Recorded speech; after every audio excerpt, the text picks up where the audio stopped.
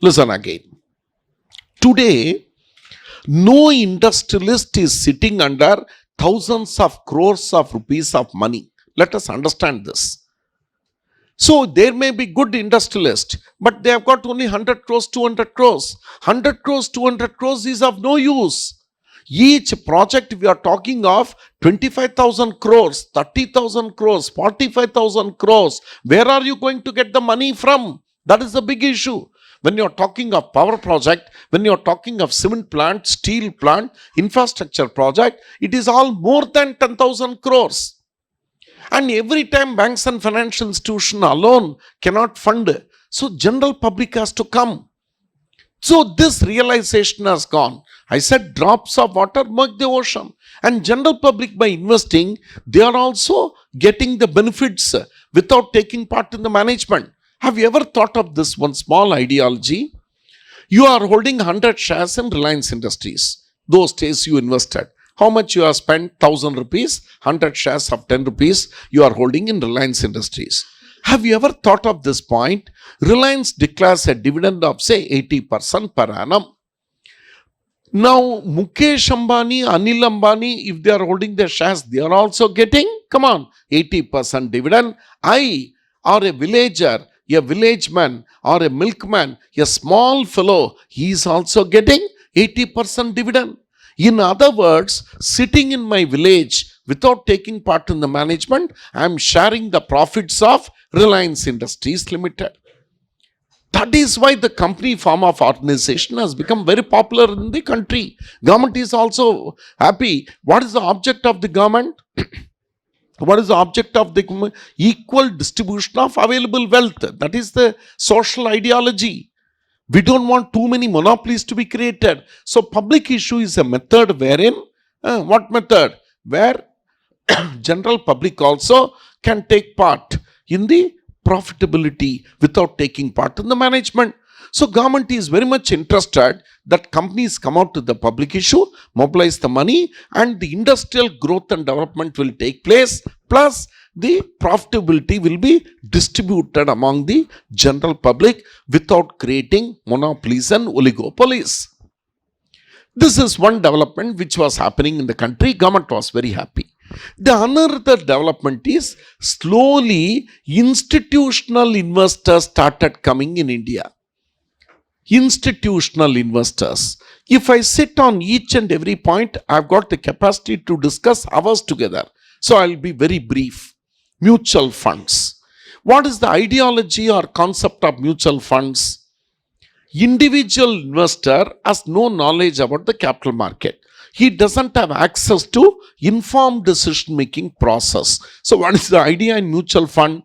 Mutual fund will mobilize lot of money from the general public and they have got experts. They'll have asset management company, trustee company and all. And then on behalf of the individual investors, they will put the money in corporates. And whatever income you get, it will be given, dividends and all will be given, market value of units, all that is the concept of mutual fund. Now in India, you had only one public sector mutual fund. That was UTI, Unit Trust of India. But in the last 20-30 years, if you see, hundreds of private mutual funds started coming. Foreign mutual funds started coming. You have got, and mutual funds, if I remember correctly, and open-end funds, closed-end funds, you have got number of mutual funds. If you take, they run in thousands, and the surplus money available with the mutual funds for investing is more than 20 lakh crores, equivalent to company. Today you got huge money with the mutual funds. And where are you going to put that money? Only in corporates, in the shares. So institutional investments have come in a big way, mutual funds. Then foreign institutional investors, FIIs. So we want foreign investments inside the country, but we don't want retail. We don't want that every foreigner invest in our company. No. So what they will do, each FII has to bring a corpus fund of $1 billion. $1 billion ante ivala currency rate anta say 70 rupees roughly. Say 70 rupees per dollar. So 7,000 crores is $1 billion. So if you want to come to the country, minimum you must bring in 7,000 crores. And today you check up the figures later on, just for my idea, if I remember correctly, 650 billion US dollars has come inside the country through FIIs, foreign institutional investors. Then comes the growth of banks and financial institutions in the country. You got huge banking network, nationalized banks, private banks, then foreign banks, then cooperative banks, other banks, various networks. Daily at one place or other, they have been opening bank branches. So these banks also, the surplus funds to the extent permitted by RBI, they have been investing in corporates, the shares. And financial institutions, you got state level, central level financial institutions, huge number of financial institutions. This was tremendous growth and potential. They were pumping all the money. Then comes your finance companies and investment companies, where it's a mini mutual fund kind of thing they were operating. They were taking money from the general public, pooling the money, and in the name of finance company, individual investment companies, they have also pumped in lot of money. The story goes on like that. Then venture capital funds and things like that. So just to give you an idea that huge number of players, apart from the individuals, institutional players also entered the field. So see the market, how big it has grown. At one end, thousands of companies are going for public issue, mobilizing the money. At the other end, lot of people, individuals and investors are prepared to pump in lakhs of crores of rupees. This really happened in the last 25-30 years. Then slowly what happened was, lot of intermediaries in the capital market started playing a dominant role. New categories of intermediaries entered the capital market. Merchant bankers, SBI Capital Markets Limited, Kotak Mahindra Capital Markets Limited, private and public sector merchant bankers. And each merchant banker has to start a separate company with a corpus investment of 100 crores. Now, what is the functions of the merchant banker? Even SFM lo chadavali, theory lo. So, the merchant banker is the person who will handle the entire public issue. He is the person who will ensure that SEBI guidelines are complied when I am handling the public issue. And he is the person who will give due diligence certificate to SEBI stating that this company has handled the public issue properly. He is the purohit in the marriage. He is the center point around whom the whole activities of the public issue is concentrated. Then this merchant bankers will bring other market, he will do underwriting. He will bring the other market intermediaries like brokers, sub-brokers, bankers, credit rating agencies, depositories, various other people who have got very specific role to play in the public issue. So this merchant banker. And this merchant banker will charge huge fees. If he is talking of public issue of 100 crores, his fees will be 1.5 crores. 1 to 2% he will charge as fees, apart from underwriting, all those. Then brokers. You know who is a broker? He is a person who is a member of the stock exchange, who will bring lot of investors and render the services. He will play a role wherein he will educate the investor and say, this is a good issue, you can put the money, all those things. He is a broker and he will get commission for the services rendered. And at one point of time in our country, we had 20-25,000 brokers, members of the stock exchange. Then sub-broker. Of course, sub-broker's role is very restricted today because online has come, so we will have contact directly with the broker. Who is a sub-broker? He will act as a link between broker and investor, the sub-brokers. Those days, physical trading and all used to take place. So in Vijayawada, Vizag and all, there never used to be stock exchange. So the sub-broker plays a role. Today also, sub-brokers are playing a role, literally thousands of them. Then you got these hundreds and thousands of underwriters. You are aware who is an underwriter? He gives a commitment to the company. What commitment? If the public does not take up the shares, I will take up the shares for consideration known as Underwriting Commission. He is the person who gives the commitment. Underwriters, and they charge for the work. So public are happy. Why will the person underwrite? Only when he is confident about the issue. He has gone through the issue, so he is giving underwriting. It's worth investing. So underwriters, they charge commission and all. And underwriters, you have got individual underwriters as well as institutional underwriters. You got banks, financial institution, they underwrite huge amounts. Then bankers to the issue. When a public issue opens, all these nationalized banks and private banks, they offer a lot of services. Money will be deposited there, and then they will distribute the money. They'll give it to company, and they charge commission for the services rendered. Then new intermediaries, credit rating agencies. Previously, we had only CRISIL, CARE, and 2-3 credit rating. Today, 24 credit rating agencies are there. So what is the function of this credit rating agency? They rate the issue. They tell the issue about that. They go into various parameters about the financial position, managerial ability, and then tell the general public that A+, A++, A++, B-, their rating methodology is given, and then they give a information to the general public. One small incident I'll tell you. This CRISIL, given a free choice, this CRISIL, I would like to kill them. What that fellow did, when the Satyam Computers case law, he gave B++ rating. B+++++. And when the scam broke out, next day, he changed the rating to B++. He should be killed for what he has done. Bloody fellow, then you did not do the rating yourself independently. You believed on the balance sheets, then why rating agencies are paid? You should independently assess, isn't it? And come to the investor's rescue.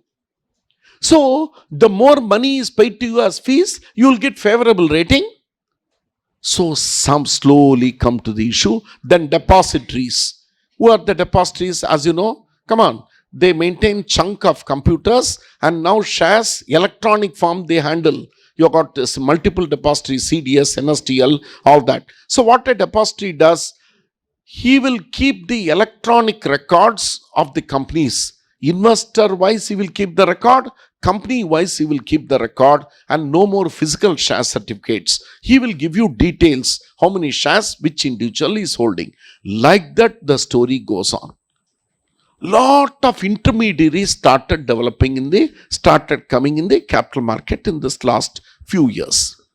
Then new instruments started coming. I'm just trying to analyze the growth and development of this capital market. New instruments started pouring. Those days we have traditional equity shares only, but slowly convertible instruments, bonds, ADR, GDR, Indian Depository Receipt, to name a few. Then you have got different convertible instruments, different types of instruments started coming. The idea in explaining this background to you is the capital market grew leaps and bounds in the last 20-25 years. To share one more point with you, today any student has got an idea, just an idea, how much buying and selling takes place in National Stock Exchange per day? Any idea? How many people have put money in the stock market? Very few people, about less than 10. ఏం చేస్తాం sir, మీ fee కట్టికట్టే మా డబ్బులు పోయాయి.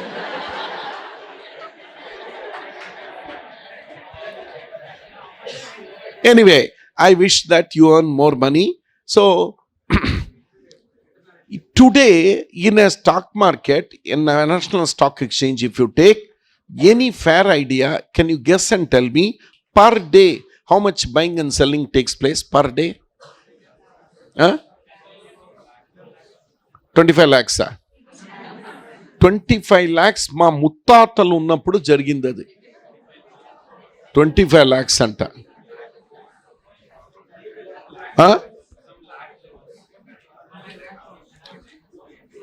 In the last year, Diwali Muhurt trading, I am talking of government securities, futures and options, hedge trading, cash securities, everything put together, 2 lakh crores per day is the buying and selling taking place in the capital market, in National Stock Exchange. 2 lakh crores per day. It's not tomatoes and brinjals. So please understand the magnitude of the growth and development of the capital markets. This is what I am trying to say. So this is issue number 2, huge growth of the capital market. Now come to issue number 3. When public money of this magnitude is involved, government cannot be a silent spectator. Come what may, whatever we are talking of liberalization, whatever we talk of other things, liberalization and independence and better corporate practices, whatever you talk, government cannot be a silent spectator. When so much of huge money flows hands from the people and directly they mobilize money in the market, government cannot be a silent spectator. Government has to interfere. Previously, there was controller of capital issues under the Capital Issues Act. It was a failure. Then the government said, industry, next issue. Industry vehemently opposed government entering the regulatory market. The background teliyal niku. Industry said, I don't want the government to interfere. Elaga, on what basis you are saying? Industry is saying, hey, listen, capital market is a level playing field. They say, industrialists, they say, capital market is a game. You may earn profit, you may incur loss. It's a game which we are playing. So industrialists are saying, government, you don't enter the capital market by any regulatory mechanism. Already the existing law is sufficient. For example, you have got the Companies Act 1956 and now 2013. There are, in prospectus, there are 22 sections, one separate chapter.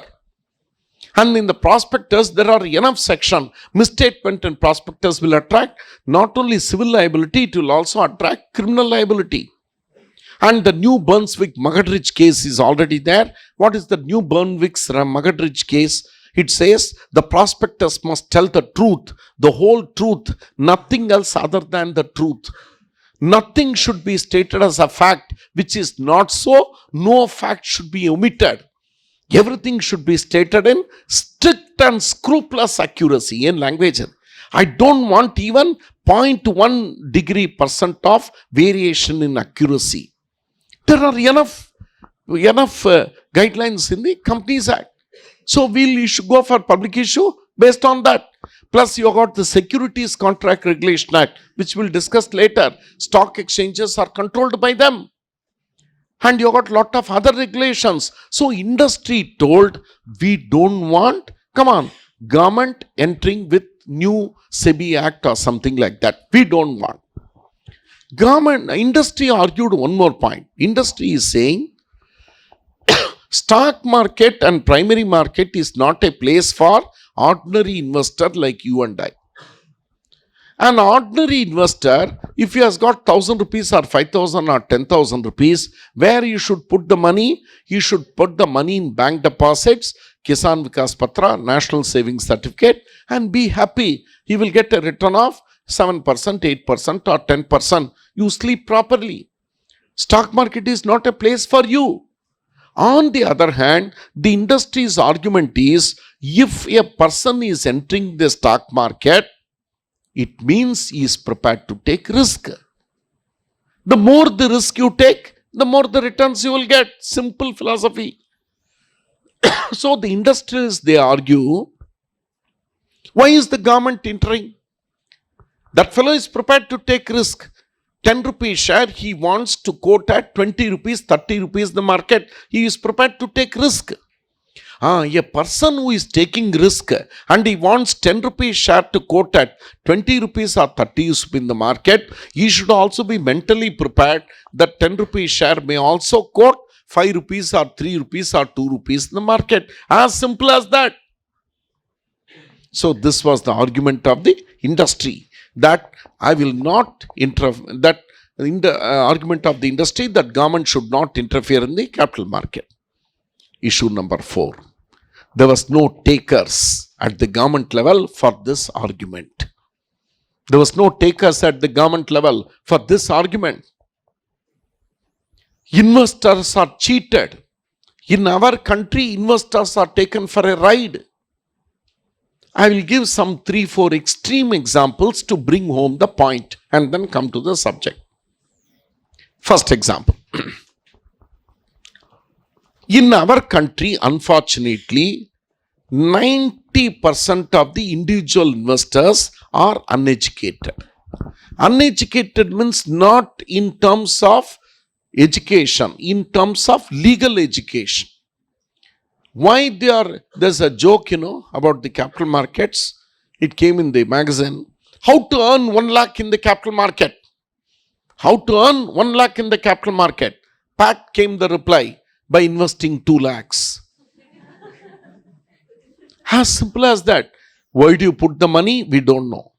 Why the share prices goes up? We don't know. Why it comes down? We don't know. We don't know. Like, it's speculative market it has become.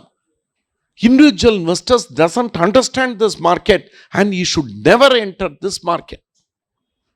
And particularly in our country, Merrill Lynch, when he made one analysis, I'm talking long back, 20-25 years back, he made an analysis of Indian stock market and came to a conclusion.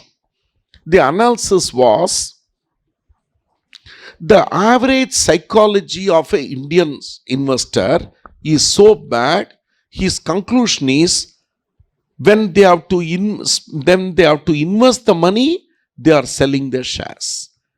When they have to sell the shares, they are purchasing the shares. ఇది కొంచెం పాలిష్డ్గా చెప్పాడు. ఇది కొంచెం క్రూడ్గా చెప్తే వెధవలు, పనికిరాని వాళ్ళు, they are all putting the money in the stock market అంటున్నాడు వాడు. He's correct. సట్టా బజార్ బన్ గయా బస్, speculative market. Everyone, the desire in the middle class, they want to become rich overnight. Right.